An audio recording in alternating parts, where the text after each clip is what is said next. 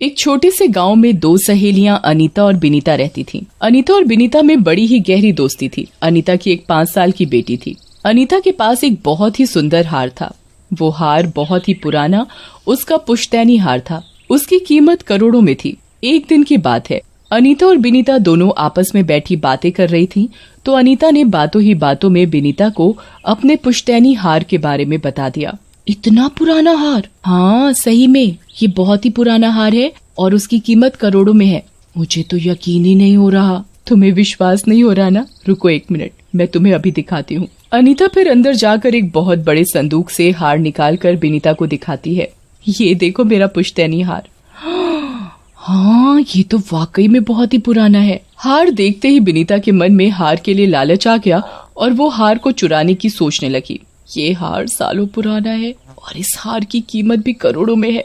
अगर मैं इस हार को चुरा कर बेच दूंगी। तभी अनीता बिनीता से कहती है, क्या हुआ, कहाँ खो गई? है ना सुंदर हार? हाँ, बहुत सुंदर हार है। अब मैं घर चलती हूँ, वैसे भी बहुत देर हो चुकी है। फिर बिनीता अनीता से विदा लेकर अपने घर चली जाती है और घर जाकर वो सोने लगती है। पर बिनीता को तो हार के बारे में सोच सोच कर नींद नहीं आ रही थी और वो हार को चुराने की तरकीब सोचने लगती है। अगर ये हार मुझे मिल जाए तो मैं इसे बेचकर करोड़ों की मालकिन बन जाऊंगी। ऐसा सोचते सोचते बिनीता को नींद आ जाती है और वो सो जाती है। उधर अनीता भी अपनी बेटी परी के साथ सो जाती है। फिर अगली सुबह परी जल्दी उठ जाती है और अपनी माँ अनीता को जगाती है। माँ उठो, सुबह हो गई। अनीता घड़ी में समय देखती है। परी बेटा सो जाओ, अभी तो 5 ही बजे हैं। अनीता के कहने पर परी सो जाती है। परी बड़ी ही प्यारी बच्ची थी। अनीता उसे अपनी जान से भी ज्यादा प्यार करती थी। वो उसे अपनी आंखों से एक पल के लिए भी ओझल नहीं होने देती थी। फिर कुछ ही देर में 7 बज जाते हैं और अनीता भी जाग जाती है। आज तो समय का पता ही नहीं चला। और परी को देखो, 5 बजे जागकर अब दोबारा मजे से सो रही है। फिर अनीता भी अपने बाकी के कामों में लग जाती है। ऐसे ही देखते देखते रात हो जाती है तो अनीता और परी खाना खाकर सो जाते हैं। अनीता और परी जब दोनों गहरी नींद में सोए हुए थे तब बिनीता अपना मुंह कपड़े से ढककर दबे पांव अनीता के कमरे में जाकर उसे बेहोश करने लगती है। तभी अनीता की आंख खुल जाती है। ये देखकर बिनीता घबरा जाती है और पास में रखे तकिए से अनीता का मुंह दबाने लगती है। कौन हो तुम? छोड़ो मुझे। लेकिन बिनीता पूरे जोर से अनीता का मुंह दबा रही थी और अनीता मुंह दबने की वजह से छटपटा रही थी। छोड़ो मुझे, मेरा दम घुट रहा है, छोड़ो मुझे। इतने में ही अनीता की बेटी परी जाग जाती है। छोड़ो मेरी माँ को। लेकिन बिनीता अनीता को नहीं छोड़ती और पूरी ताकत लगाकर वो तकिए से उसका मुंह दबा रही थी। इतने में ही उसके मुंह पर बंधा कपड़ा हट जाता है। बिनीता तुम, मुझे यकीन नहीं हो रहा कि तुम मुझे मारना चाहती हो। अनीता बिनीता से कह रही होती है, तभी बिनीता उसका गला दबाकर उसे मार डालती है।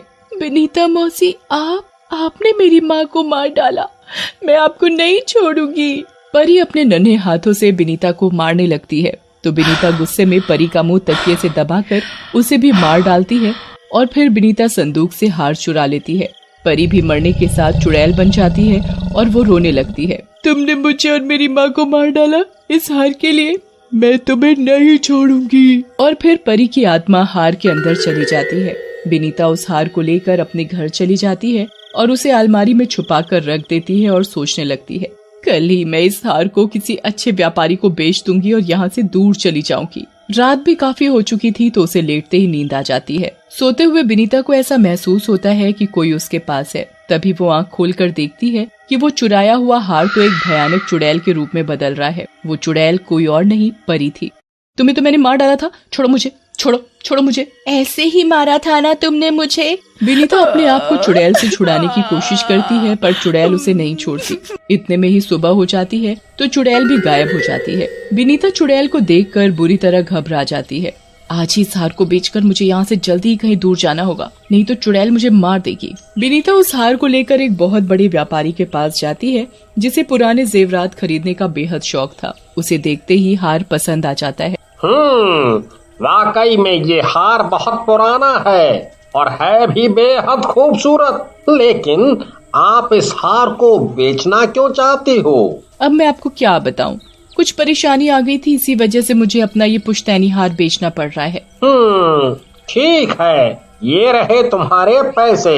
व्यापारी बिनीता को पैसे देकर उससे हार ले लेता है और हार को अपने सूटकेस में रखकर उसे अपनी कार की पिछली सीट पर रखकर कार चलाने लगता है। और फिर वो अपने घर की तरफ चल देता है। कार चलाते चलाते अचानक से उस व्यापारी की नजर पिछली सीट पर पड़ती है तो वो देखता है कि हार में से रोने की आवाज आ रही है और देखते ही देखते हार चुड़ैल में बदल जाता है। ये देख व्यापारी बुरी तरह डर जाता है और जैसे ही वो अपनी कार को रोकता है तो देखता है कि सीट पर चुड़ैल नहीं हार रखा है। तो ये देख व्यापारी की जान में जान आती है और जैसे तैसे वो अपने घर पहुंचता है और वो अपनी पत्नी को हार दिखाता है। हार देखते ही व्यापारी की पत्नी बोलती है, इतना सुंदर हार, ये तुम मेरे लिए लाए हो? मैं अभी तुम्हें पहन कर दिखाती हूँ। जैसे ही व्यापारी की पत्नी हार पहनकर देखती है तो हार उसका गला दबाने लगता है।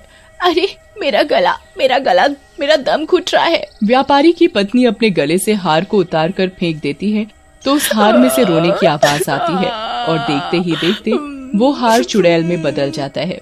मुझे जहाँ से लाए हो वहीं छोड़ाओ। व्यापारी और उसकी पत्नी चुड़ैल से पूछते हैं, तुम कौन हो और हार में कैसे आई? मेरा नाम परी है। मेरी माँ की सहेली ने हार की वजह से मुझे और मेरी माँ को मार डाला। तुम लोगों से कोई दुश्मनी नहीं है। जिस औरत से तुम हार खरीद कर लाए हो मुझे वापस उसके ही पास छोड़ाओ।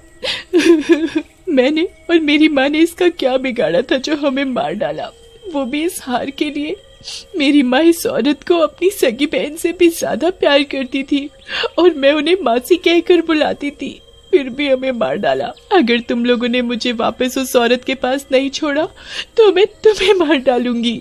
व्यापारी और उसकी पत्नी चुड़ैल से कहते हैं, ठीक है, हम सुबह होते ही तुम्हें बिनीता के घर छोड़ाएंगे।